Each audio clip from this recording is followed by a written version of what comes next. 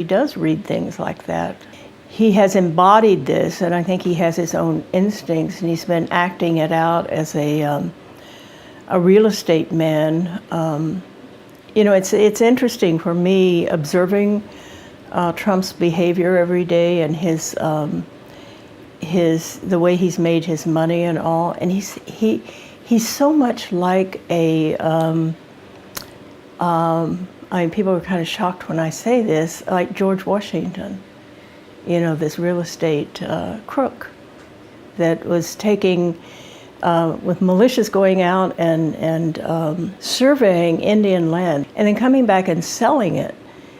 And he didn't own it. But he made pieces of paper and sold it, and that's how he started that when he was 22 years old.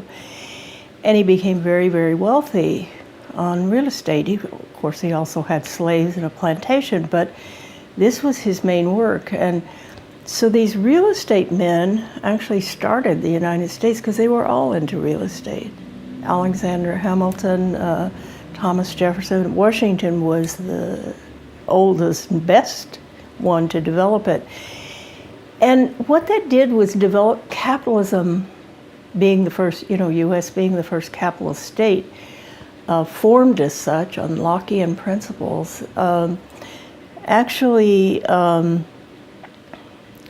developed on real estate, which is unusual. It didn't, on the selling of land.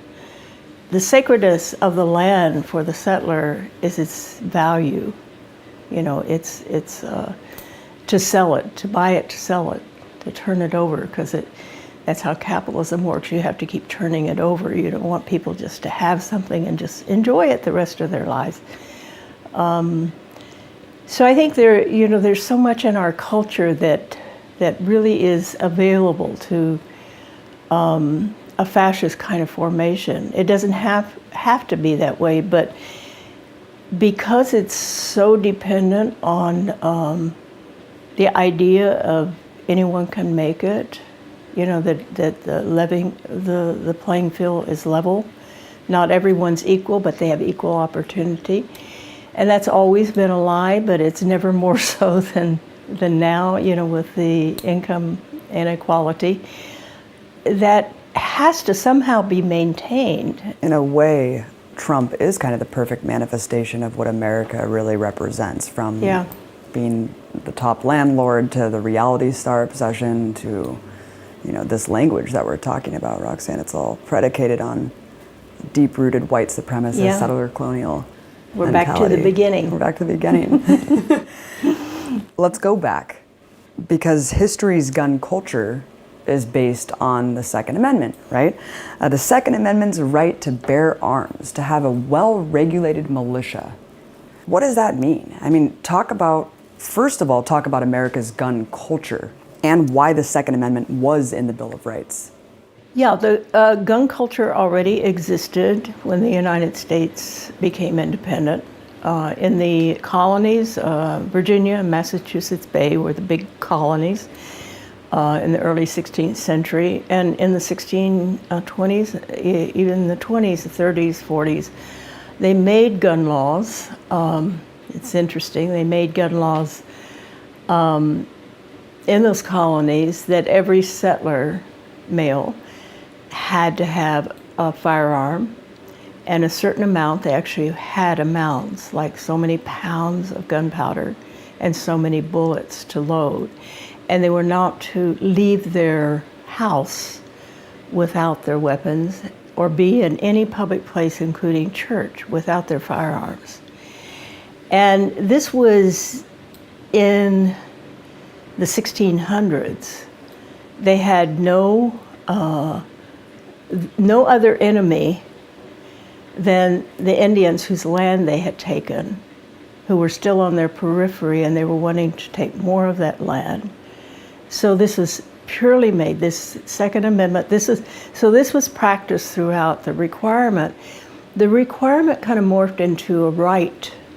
There was, this sense that the only way to take land away from people who are resisting, who are on it and resisting, is by counterinsurgency. By, what counterinsurgency is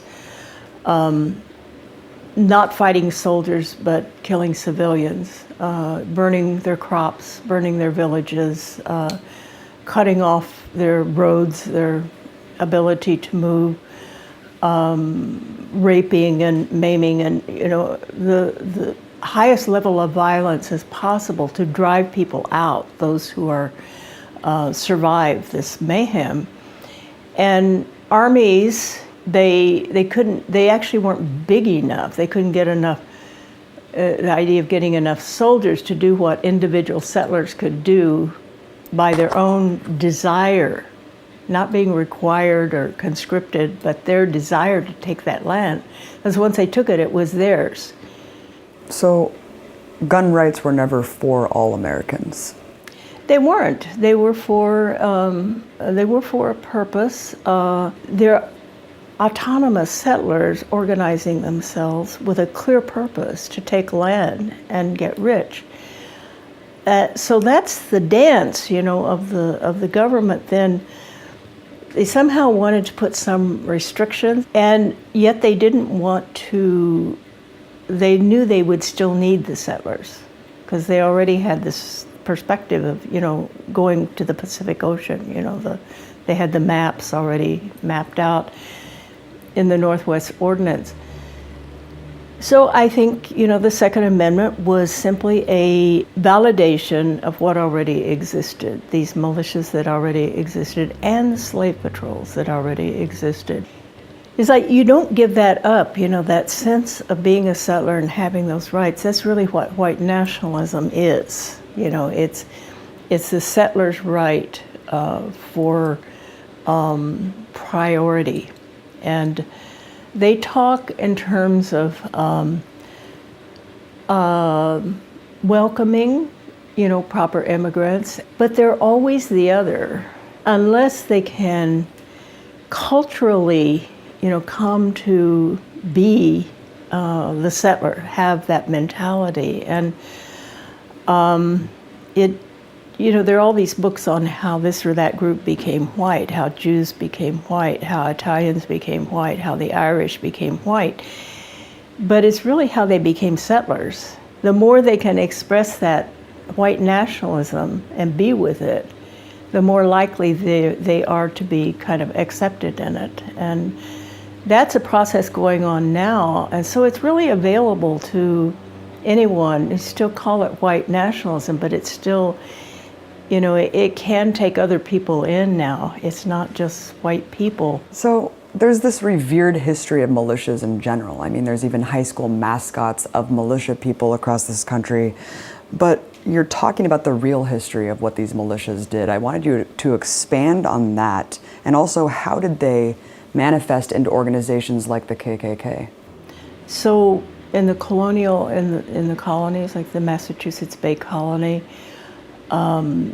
these vicious militias who would, go and burn the crops and burn the storage places for food, and these were all farmers. The Native people east of the Mississippi, they were all farmers. They were out, out in the woods hunting. They had villages and everything. So they were very vulnerable to, when they got to the plains, it was a different thing. People who were herdsmen or were nomadic and not so easy to burn there because they could move fast. They could change places. But east of the Mississippi was just like Ireland, of just farmers and villages to burn down. So they really used those same methods. So that was like from 1607 to independence, 1785. That's a long period of time that they formed these things. But you could have a good understanding of how they worked as slave patrols. A very vivid, clear line. They worked this way with Native people too, but people know less about that history. But the militias that were slave patrols in the South were textbook militias. They were not paid. They're voluntary militias. They're not the same as constables, you know, what we call police now, to police the white population. They were purely for, you know, to inspect any stray black person, especially a stray black young man. And this tells you what, you know, how the police connection today is assumed to be a fugitive, a runaway, unless they can prove otherwise. During the Cotton Kingdom, they would post all over, even all over the North, any escaped slave and with the Dred Scott decision, every citizen, every white citizen, had the obligation to turn that person in. So in a way, they made everyone a part of the slave patrols. Because the whole culture revolved around controlling the enslaved Africans.